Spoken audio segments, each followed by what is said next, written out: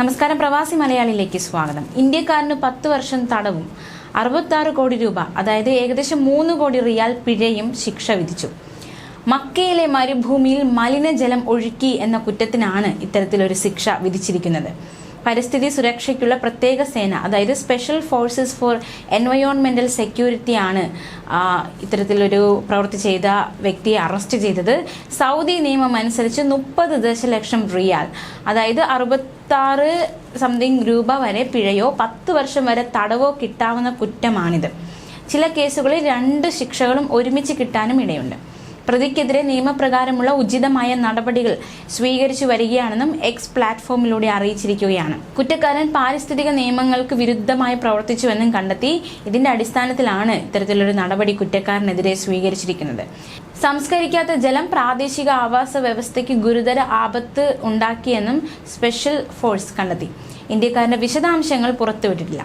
Saudi നിയമം അനുസരിച്ച് പാരിസ്ഥിതിക കുറ്റകൃത്യങ്ങൾക്ക് കടുത്ത ശിക്ഷയാണ് നൽകുന്നത്. മലിനജലമോ ദ്രവ പദാർത്ഥങ്ങളോ പ്രദേശങ്ങളിലേക്ക് വലിച്ചെറിയുകയോ ഒഴുക്കിക്കളയുകയോ ചെയ്യുന്നവർക്ക് 3 കോടി റിയാൽ വരെ പിഴയോ 10 വർഷം വരെ തടവോ രണ്ടും ചേർത്തോ ശിക്ഷ കിട്ടും. പരിസ്ഥിതിയെ ദോഷകരമായി ബാധിക്കുന്ന എന്തെങ്കിലും പ്രവർത്തനങ്ങൾ ശ്രദ്ധയിൽപ്പെട്ടാൽ മക്ക, റിയാദ്, ഷർഗിയ എന്നിവിടങ്ങളിലുള്ളവർ 911 എന്ന നമ്പറിലും മറ്റ് ഇടങ്ങളിലുള്ളവർ 999 996 എന്നീ നമ്പറുകളിലും അറിയിക്കണമെന്നും നിർദ്ദേശം നൽകിയിട്ടുണ്ട്. അതേസമയം മക്കയുമായി ബന്ധപ്പെട്ടുള്ള മറ്റൊരു വാർത്ത നമുക്ക് നോക്കാം. മക്കയുടെയും മദീനയുടെയും മേൽനോട്ടത്തിന് പുതിയ സമിതി രൂപീകരിച്ച സൗദി ഗവൺമെന്റ്. സൗദി രാജാവിന്റെ നേരിട്ടുള്ള നിയന്ത്രണത്തിലായിരിക്കും ഈ സമിതി പ്രവർത്തിക്കുക എന്ന് സൗദി സർക്കാരിന്റെ ഔദ്യോഗിക വാർത്താ ഏജൻസിയായ SPA അറിയിക്കുകയുണ്ടായി. മക്ക, മദീന പള്ളികളുടെ മതപരമായ കാര്യങ്ങളിൽ ഈ സമിതി മേൽനോട്ടം വഹിക്കുമെന്നും SPA ട്വിറ്ററിലൂടെ അറിയിച്ചു. സൗദി സർക്കാരിന്റെ നിയന്ത്രണത്തിന് കീഴിൽ നേരത്തെ പ്രവർത്തിച്ചിരുന്ന സമിതിക്ക് പകരമായാണ് പുതിയ സമിതിയെ തിരഞ്ഞെടുത്തിരിക്കുന്നത്. പഴയ സമിതിക്ക് സൗദി രാജാവുമായി നേരിട്ട് ബന്ധമുണ്ടായിരുന്നില്ല. ഇതോടെ പുതിയ സമിതിക്ക് സാമ്പത്തിക ഭരണകാര്യങ്ങളിൽ കൂടുതൽ സ്വാതന്ത്ര്യം കിട്ടുമെന്ന തരത്തിലേക്ക് കാര്യങ്ങൾ നീങ്ങും. മക്കയിലെ വലിയ പള്ളിയും മദീനയിലെ പ്രവാചകന്റെ പള്ളിയും ഇസ്ലാം മതത്തിലെ ഏറ്റവും വിശുദ്ധമായ സ്ഥലങ്ങളാണ്.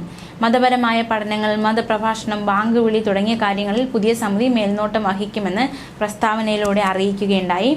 അതിനിടെ അടുത്ത സീസണിൽ ഹജ്ജിനുള്ള സാമ്പത്തിക പാക്കേജ് വിപുലീകരിക്കാൻ സൗദി അറേബ്യ ആലോചിക്കുന്നതായി നേരത്തെ തന്നെ റിപ്പോർട്ടുകൾ പുറത്തുവന്നിരുന്നു. ആഭ്യന്തര തീർത്ഥാടകർക്കുള്ള പാക്കേജ് വിപുലീകരിക്കാനുള്ള ചർച്ചകൾ പുരോഗമിക്കുകയാണെന്നും സൗദി ഹജ്ജ് ഡെപ്യൂട്ടി മന്ത്രിയാണ് അറിയിച്ചത്.